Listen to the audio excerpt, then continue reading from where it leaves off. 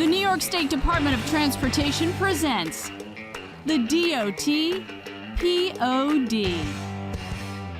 And welcome into the DOT POD. I'm Josh Heller. And I'm Anya Cardos. And we are delighted to have you joining us. Well, on today's episode, we're sharing the story of some of the unsung heroes of New York's infrastructure, the DOT drillers, who play a crucial role in shaping and modernizing our transportation network across the state. We'll be shining a spotlight on these skilled professionals who work tirelessly behind the scenes, often going unnoticed, yet their work is vitally important to so many of our department's projects. So grab your hard hats and join us as we dig in to the role of the New York State Department of Transportation's drillers. Let's get started by introducing our special guests, Steve Heiser and Ernie Holmberg, who are with the Geotechnical Engineering Bureau within DOT. Welcome, guys. Thanks for coming, guys. Thanks for having us. So much. Thank you for having us.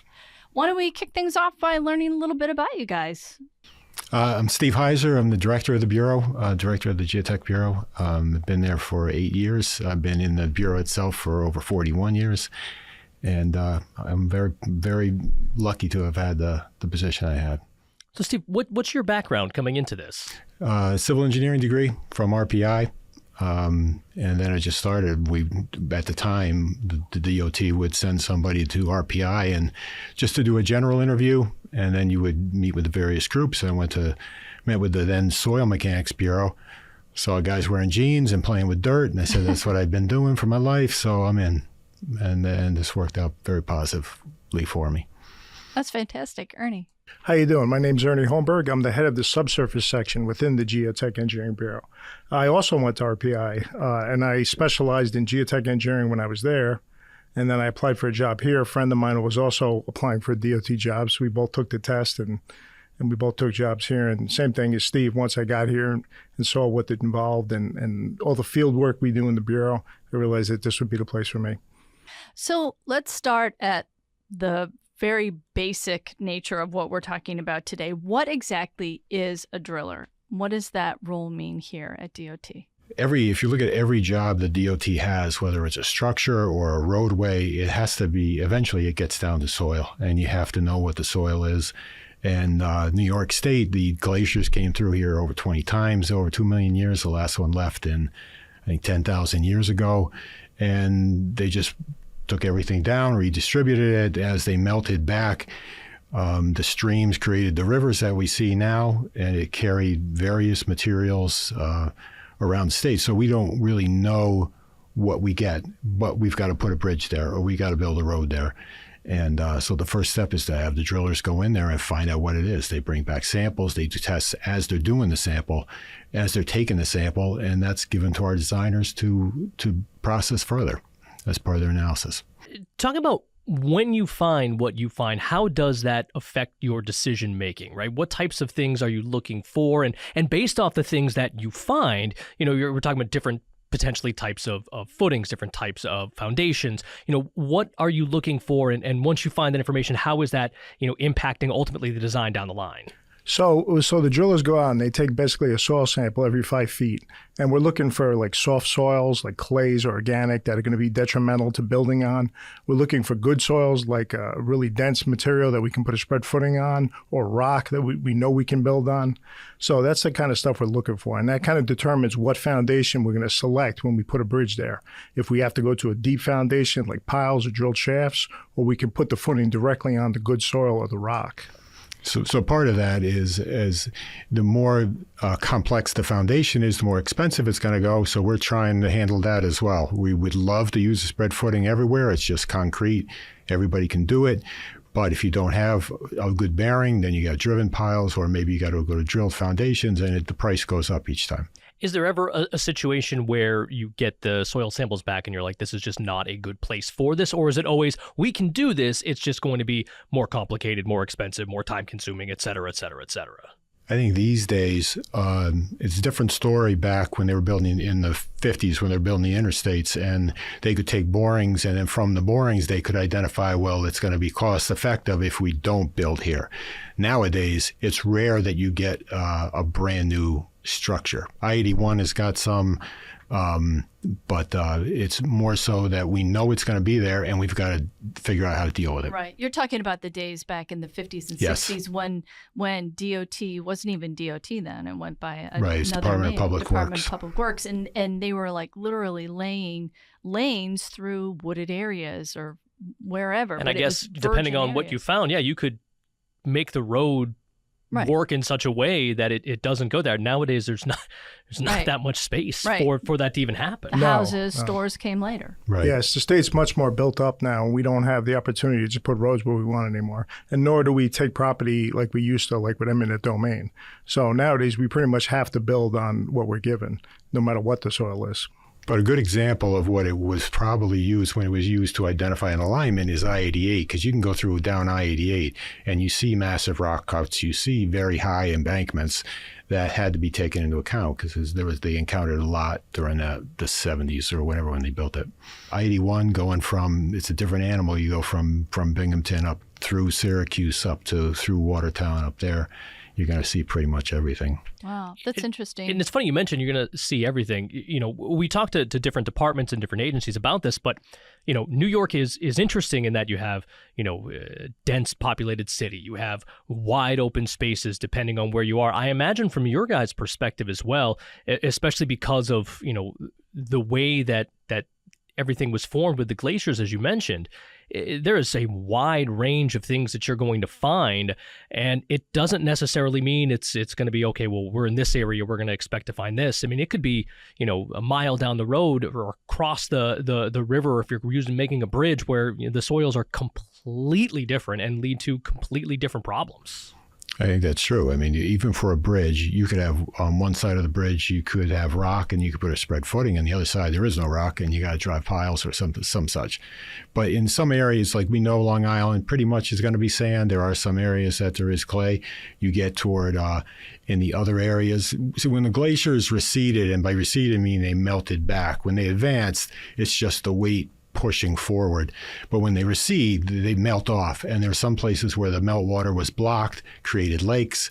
The quieter the water, the more fine the material. And the fine material, the soil material, is what causes us problems because they're prone to settlement or instability. Example, Glacial Lake Albany. Albany used to be a lake. There's a reason that Sand Lake and Clifton Park and Guilderland have sand because they were the beaches. Meanwhile, at Port Albany, the clay is 150 to 200 feet thick. Wow. So there's tremendous challenges with this job, it seems to me, because you never know really what's under the ground. What is a day in the life of a driller like? Well, they go out to a site. Usually the site is cleared by somebody else, and usually it's we do dig safe to make sure there's no buried utilities.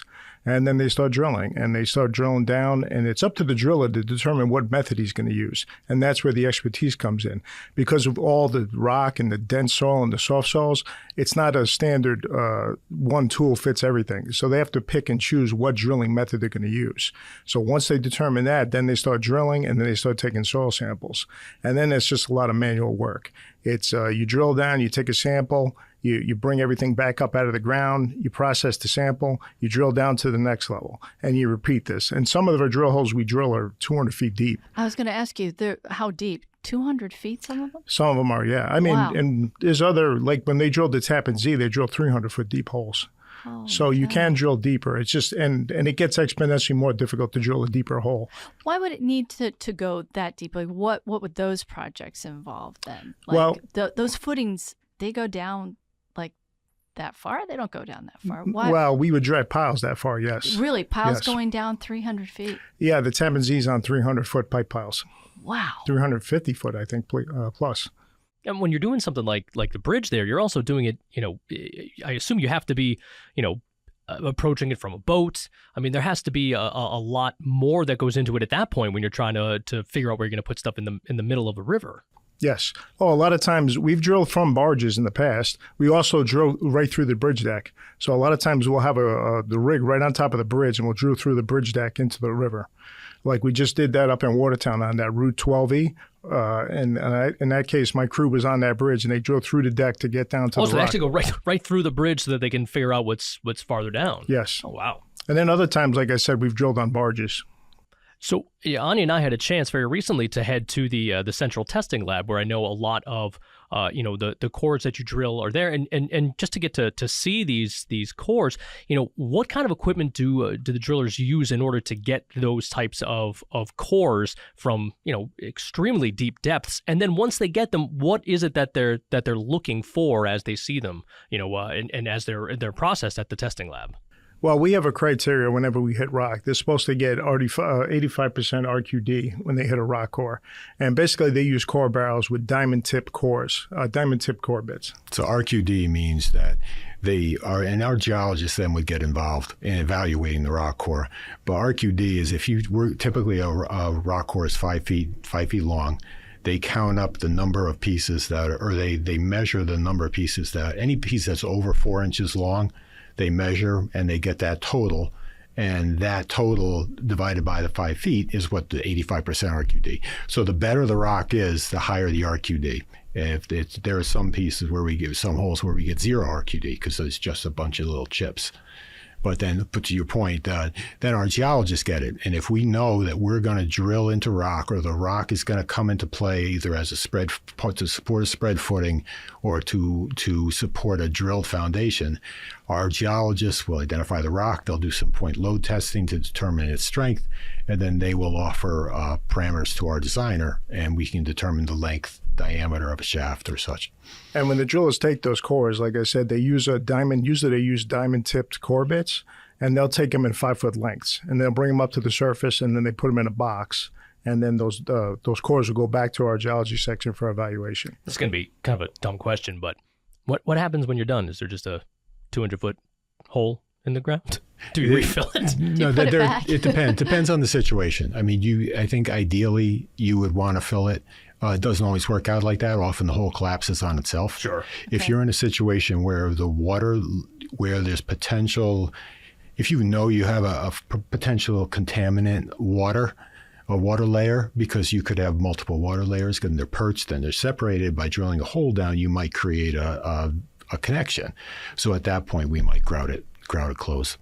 Josh called the drillers our unsung heroes here at DOT. I feel like we have many of them here. Sometimes people don't really understand their roles and why they're so critical. You're explaining to us, I mean, there's no way to know what's under the ground until you really dig, and that's what they do, and that's why we have these strong foundations for our bridges, for our roadways.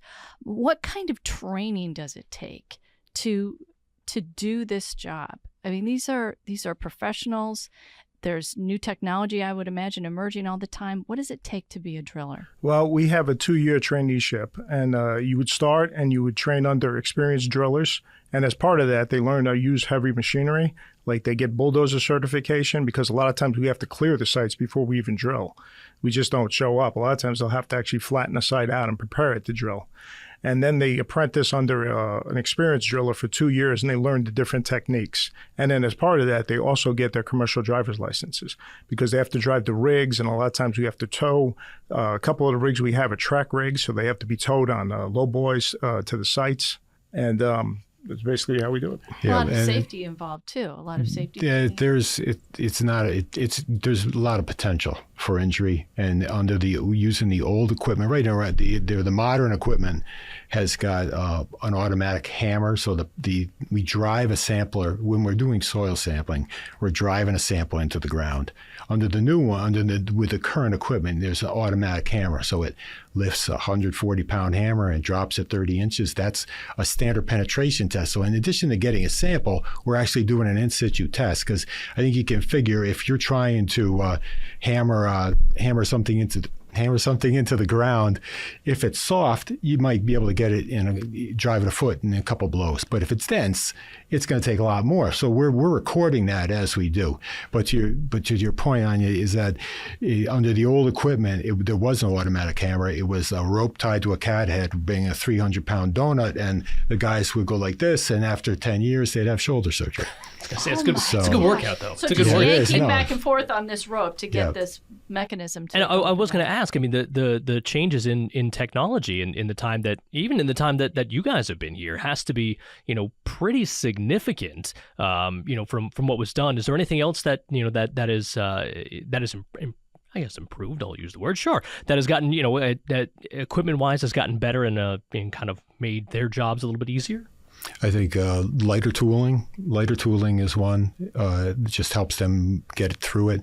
Cone penetration test is something that we do now as well, which is you're pressing a device into the ground. But I think really it's just the better. There was more knowledge. I think with the fortunate loss of a lot of drill crews, the positive sign of that is that the guys who are drilling a lot, and they're getting a lot of experience. So, yeah, some of the new equipment is better and easier to use, but a lot of it still is heavy manual labor. So they still use a lot of casings and augers that weigh 50 pounds or more, and they have to attach them. Basically, everything is drilled in 5-foot lengths. So they have to add 5 foot of casing, 5 foot of auger onto the drill string every time they go down. And so you're talking 200 plus feet of drilling. Yes. So we're talking, 20 times doing that, 20 or more times doing that, or 40 times doing that, over the course of a single drill. Now, are you, time-wise, are you able to go to a site and do all of that? How long does something like that take? Is it a day? How long are you there to get what you need? A typical bridge hole can take anywhere from a day to 5 days. I mean, it depends on how deep, because like I said, it gets exponentially harder the deeper they go. So if we hit good material or rock within 50 or 60 feet, we can do a hole in one day. But if they don't hit good material and they have to go down 150, 200 feet, that hole might take 4 or 5 days. Because if you picture, we're driving a sampler into the ground. The sampler is at the bottom of a set of rods. So if you're driving 10 feet, the rods are only 10 feet deep. So you drive the sample, then you got to pull it out. So every 5 feet, you're pulling all that sample up. So then you drive, now you're 50 feet, so now you got to pull 50 feet of casing out, and now you're at 100 feet, you got to pull 100 out. So it gets, as Ernie said, increasingly more time-consuming to get a single sample. Yeah, there's actually two things in the ground. There's the way they hold the hole open is the casing of the augers, and then the way they take the sample is the drill rods. So there's actually two things going in the ground. So usually the casing or the augers, they stay in, they don't come back out again. But the rods go in and out every time we take a sample. I'm assuming when you're done, you have to pull the casings out also. Yes. You wouldn't leave those in there. No, they're very expensive. But that's the trick too, and that's what they get with experience, because there have been times when we've had guys, I specifically remember we had the regional drillers, they were down 180 feet with augers down in Binghamton, they couldn't get them out. Because soil will want to, the longer you leave something in the ground, it's going to want to grab it. And it was definitely, we had to go down and figure out how to get them out of the ground. And you finally got it out? Yeah, we did get those out. Wow. But it's not always a win. Let's talk about your team. How big is it? It's not very big for all of DOT, is it? No, it's not. Right now in the GEB, we've got 4 people around the region. We've got another 10. Yeah, I don't think that many. I think it's like 8. Yeah, and that's comparing to back in the 60s, they had, so we see a solid crew as being a 3-man crew. In the 60s, there were 39 crews. So it's difficult to recruit. I mean, there's people that want to do it. We're just not as competitive from hey, come on out here. You're going to work outside in whatever weather, and you're not going to get paid as much as that guy. It is important to note that when I left this morning, it was minus 10 degrees outside. So yeah. The weather is a factor. It's a factor. When you're outside. And they're needed for projects all across the state. So they're not just working, down the street. Fill me in on that. We're fortunate. So our crew is available to help out all around the state. Region 6 has got a really good crew, and they have been very supportive of the western part of the state. Going over the last several years, they've gone from Region 9 or 3 or 4 or 5. Region 5 is building a crew. Again, that we're hopeful for. 9 is working on it, but again, you hire 3 guys and then 2 of them leave for better paying jobs. So it's difficult to hold on, but that's the task we got at hand, and the guys that stay really embrace it and are proud of the work they do, and we're pretty blessed to have the guys we do. Talk about a couple of some of the projects that you've done, some of the more interesting projects that you've done. I'm sure that as you go across the state and work on different projects that there are a few things that pop up that are a bit maybe out of the ordinary or are a bit more strenuous, maybe mentally, of the things you have to do. Talk about a couple maybe projects that were just a little different than others. I think the first one I would think of was about 10 years ago, or maybe more, when the Crown Point bridge inspection identified cracks in the bridge. It was immediately done. I mean, traffic was stopped, and they knew that they had to replace it, and they had to do it aggressively. So it was our crews. We had a couple crews. Region 1 had a crew. And the first step was to see, okay, here's where the current bridge is. Can we build it somewhere else? So we had our guys in the water, and Region 1 guys are drilling on land. And we had a homeowner saying, you're not going to find any rock there. And sure enough, we didn't. So, I mean, they put it where they put it for a reason. So that job, we had 3 barges. Our guys were on 2 of them, and Region 1 was on 1, and we drilled for the whole site. Our crew actually ended up drilling in Vermont because they couldn't get their crews there. So, I mean, we drilled on the Vermont side, and we got the boring. And this is a case where we had to drill deep because the material in Lake Champlain is very soft until you get to rock. So it was going to be a drilled foundation. So we had to get down to rock and get them some solid core. Speaking of that, you're talking about Crown Point. That's a beautiful natural area. It bridges, New York to Vermont. There's some historical sites there right as there well. On the New York side, yep. So, and a beautiful environment all around you. How do you strike a balance between the work that your teams do and working with the environment and making sure, like, special places like an old fort, along the shoreline of Lake Champlain are protected? I think that the way that site was set up, I mean, because I'm not sure if we ended up being in the parks property, but parks, if you're drilling in parks or you're drilling in a historic site, there's first got to be some clearance. I mean, somebody has to give you the go-ahead to do it, and then it's not uncommon. We don't do that often, but it's not uncommon for them to put somebody with your rig and look at your sample, and you're looking for arrowheads or pieces of pottery or something like that. Mm-hmm. But again, not common.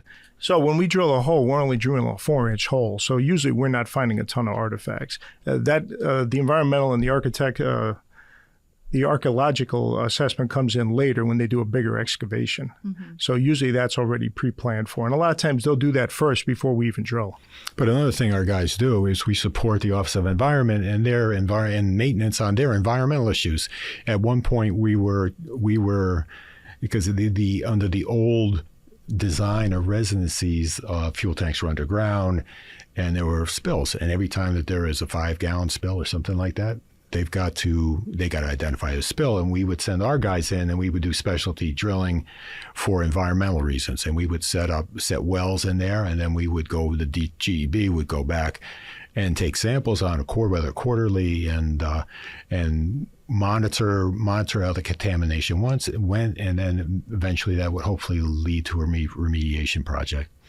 I want to go back. We were talking about interesting projects, and one that was here is the Bachelorville Bridge, specifically the ice drilling. We talk about how cold it was today, and you need to drill, but that led to some interesting usage of the weather. You were able to kind of take advantage of the cold weather per se. And I don't remember they drilled the project once, and I think the region may have used a contract driller, but whether they moved the bridge then afterward, so now we were going back in, but we didn't have a big barge at the time, and so they just waited for the ice to form. They're working with the cold regions people, and as soon as you got, I think we needed like 9 inches of ice before we can really bring the trucks on and bring the rigs on, and lots of stories, lots of good pictures, but it was even cold while they were drilling, and there's snow on the ice too.